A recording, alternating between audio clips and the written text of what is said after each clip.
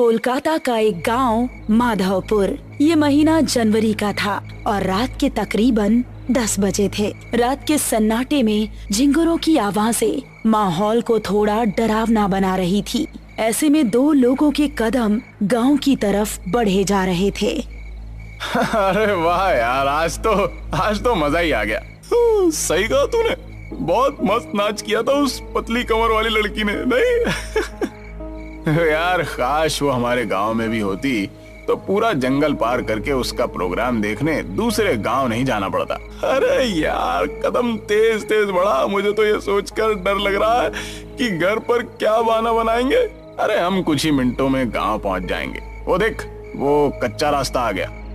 उसकी बात सुनकर महेश ने उस कच्चे रास्ते की तरफ देखा जिस तरफ कोई नहीं जाता था। तू पागल हो गया क्या? हम इस रास्ते से जाएंगे ये जानते हुए कि इसके बारे में कैसी कैसी अफवाहें फैली हैं? अरे तू भी ना महेश, खुद ही अपने मुंह से कह रहा है कि अफवाह फैली है और फिर डर भी रहा है। मेरी बात मान, इस रास्ते से चलते हैं। 5 मिनट के अंदर हम गांव में होंगे, वरना बड़े रास्ते से जाएंगे तो 1.5 घंटा लग जाएगा। उसकी बात सुनकर महेश ने एक बार फिर से उस कच्चे रास्ते की तरफ देखा। वहाँ पर इस समय मौत का सन्नाटा छाया हुआ था। अरे चल यार, डरता क्यों है, मैं साथ हूँ ना। और उसको लेकर उस कच्चे रास्ते की तरफ बढ़ गया। दोनों अभी कुछ कदम ही चले थे कि उनको किसी के जोर जोर से सांस लेने की भयानक आवाज सुनाई दी।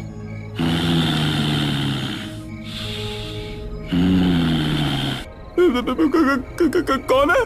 अरे यार डरता क्यों है, कोई कुत्ता ही होगा। रमेश अभी आगे चला ही जा रहा था कि तभी उस आवाज के साथ उसको किसी के कदमों की भी आहट सुनाई देने लगी। मैंने कहा था ना, यहाँ से जाना ठीक नहीं है। अबे तू मुझे भी डरा रहा। देख, अंधेरा भी बहुत ज्यादा है, कुछ नजर नहीं आ रहा। अब बस हम दोनों अपने कदम गांव पहुंचकर ही रोकेंगे। तभी महेश की आंखें फटी रह गई। उसको रमेश के ठीक पीछे 2 लाल चमकती आंखें नजर आ रही थी। तेरे पीछे? अबे कौन है मेरे पीछे?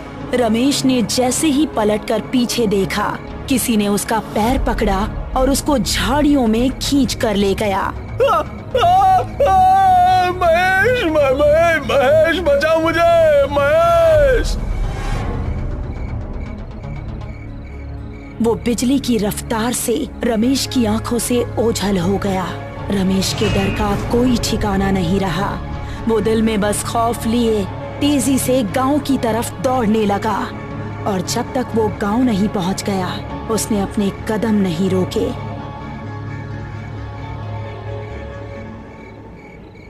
अगली सुबह जब वो गांव के कुछ आदमियों के साथ उस कच्चे रास्ते की तरफ गया तो उसको रमेश की लाश 2 टुकड़ों में जमीन पर पड़ी मिली।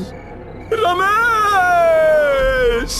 उसकी आंखों से आंसू बह रहे थे और इस तरह इस कच्चे रास्ते का खौफ माधवपुर में और ज्यादा बढ़ गया। इस घटना के 3 महीने बाद मोहिनी, जो कि 21 साल की एक खूबसूरत लड़की थी, अपनी विधवा माँ और छोटी बहन मेघना के साथ इस गांव में रहने के लिए आई। बेटा, हमने वो गांव छोड़कर ठीक नहीं किया। अब पता नहीं यहाँ के लोग कैसे होंगे। मम्मी, थोड़ा तो एडजस्ट करना ही पड़ेगा ना। उस घर का किराया बहुत ज्यादा था। कुछ दिन यहाँ गुजार लेंगे तो सब नॉर्मल हो जाएगा।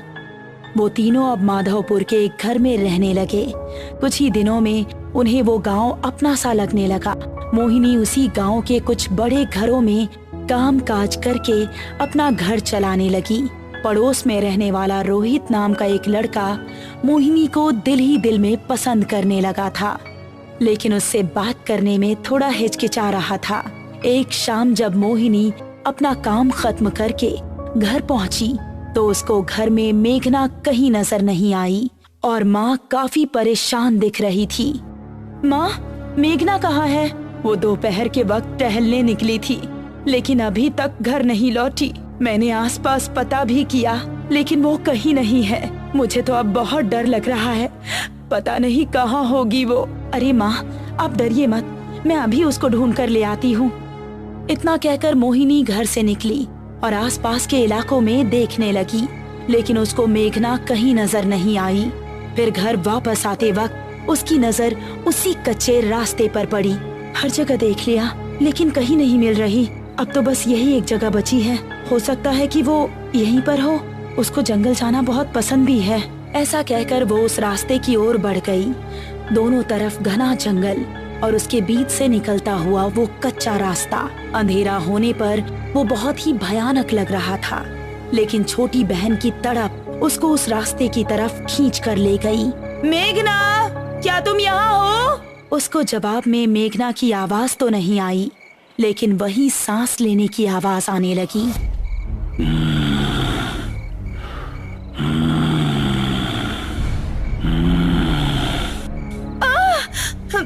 ये किस जानवर की आवाज है? मेघना प्लीज, अगर तुम यहाँ हो तो कोई जवाब दो।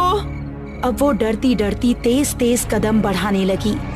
तभी उसको महसूस हुआ कि किसी ने पीछे से उसका दुपट्टा पकड़ा है। एक पल को तो उसकी सांसें रुक गई और उसने तेजी से पलटकर पीछे देखा।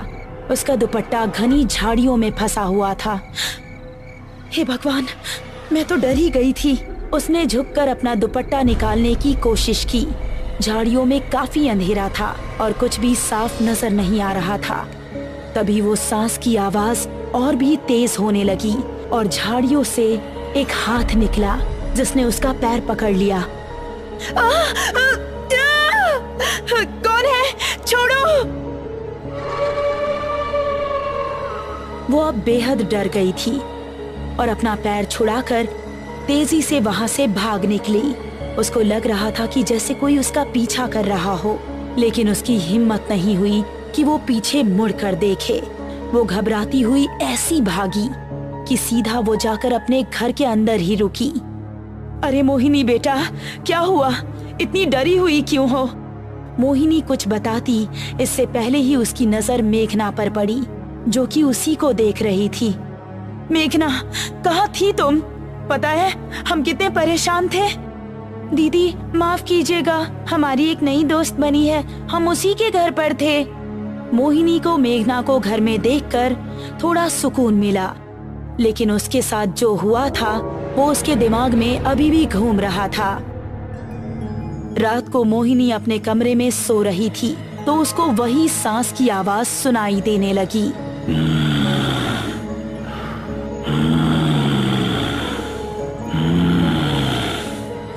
ये आवाज सुनकर वो जाग उठी और ये आवाज खिड़की की तरफ से आ रही थी।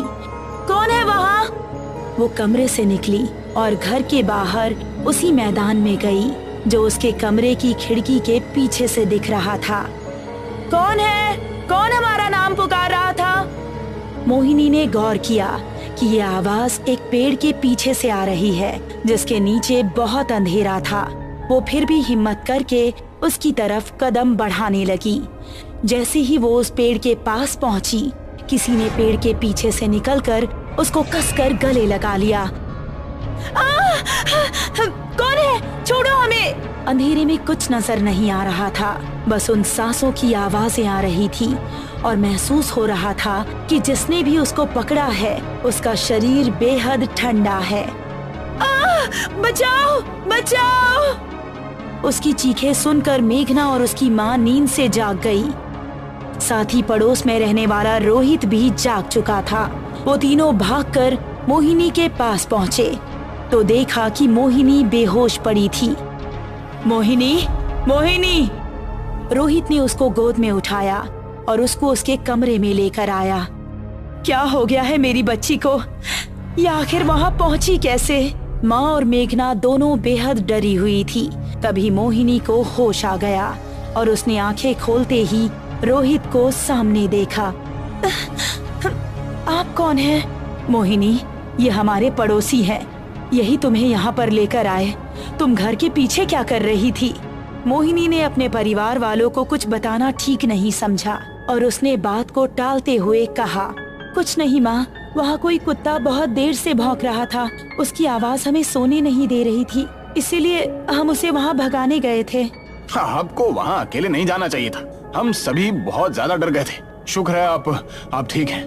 मोहिनी को रोहित की आंखों में अपने लिए फिक्र देखकर बहुत अच्छा लगा। और इसीलिए उसने हल्का सा मुस्कुरा दिया। चलिए मैं चलता हूँ। आपको कोई भी जरूरत हो तो बेझिझक मुझसे मदद ले सकती हैं। आखिर पड़ोसी तो पड़ोसी के काम आता है।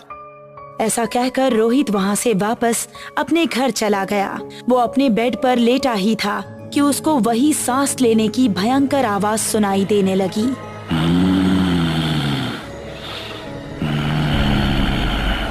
ये आवाज कैसी है? रोहित, रोहित। कौन है?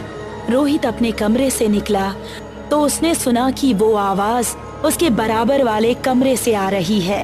वो कमरे में पहुंचा तो पाया कि वहाँ पर कोई नहीं था, लेकिन वो आवाज आ रही थी। रोहित, रोहित। कौन है? जरा इधर आकर देख, मैं कौन हूँ।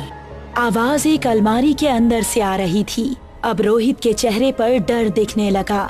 उसने गौर किया कि वो आवाज अलमारी के अंदर से ही आ रही थी। तुम जो भी हो, ये मजाक बिल्कुल अच्छा नहीं है। ऐसा कहकर रोहित गुस्से में अलमारी की ओर बढ़ा। उसने जैसे ही अलमारी का दरवाजा खोला तो उसके चेहरे का गुस्सा खत्म हो गया और आंखों में खौफ उतर आया। तभी एक भयानक लाल हाथ बाहर निकला और अलमारी का दरवाजा बंद हो गया और रोहित के चीखने चिल्लाने की आवाज अलमारी से बाहर आती रही। कुछ देर चीखने चिल्लाने के बाद अचानक से रोहित की आवाज आनी बंद हो गई। तभी धड़ाम से अलमारी का दरवाजा खुला और रोहित की कटी हुई गर्दन अलमारी से बाहर आकर गिरी।